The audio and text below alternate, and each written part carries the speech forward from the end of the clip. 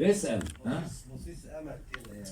ما تخلينا يعني انا اقتراح انا يعني لو هتعمل الندوه الجايه باذن الله اختار حد من الناس الجديده في كل حاجه.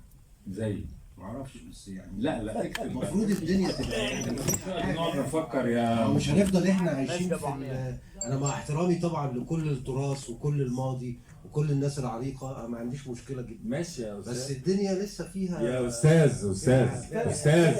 استاذ علي 5 جداد. اتفضل 5 جداد. وعندهم رصيد عشان نتكلم فيه. اقترح 5 جداد يعني. تكتب يعني اخلاص مش انت عفريت. انا موافق.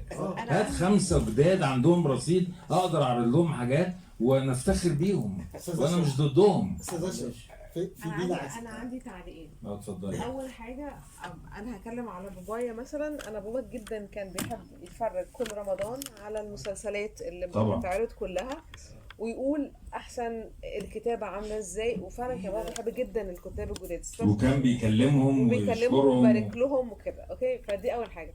الحاجه اللي انا عارفاها لما بتستضيف الجداد ما عندهمش وقت ولا طقطان. لا انا عارفه ده بجد، لانه هو ده حقيقي. انا بابايا لما كان بيشتغل كان بالنسبه له انه يحضر حاجات زي كده فوق طاقته، لانه مش فاضي، فهتلاقيه بيجري ويعمل، ولو قعد هيقعد 10 دقايق. فين لو تكريم او اي والله حاجه. قاعد مكانك هنا. كنت انا معاه 3 مرات. امتى؟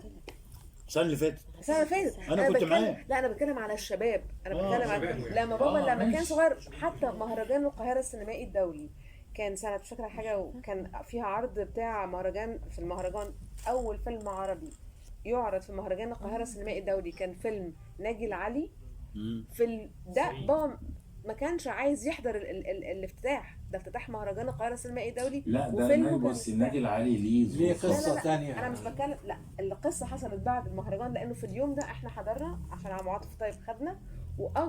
ارغم بابايا انه يحضر. بابايا كان لابس جينز وجاكيت جلد وكوتشي، والناس كلها لابسين بدل، وغصب عنه بابا عم عاطف قال له يا بشير ده انت وصلت لحد القاعه، يا بشير ادخل يا بشير ومش عارفه ايه، والواد ده كده شبطنا. بابا دخلنا غصب عنه.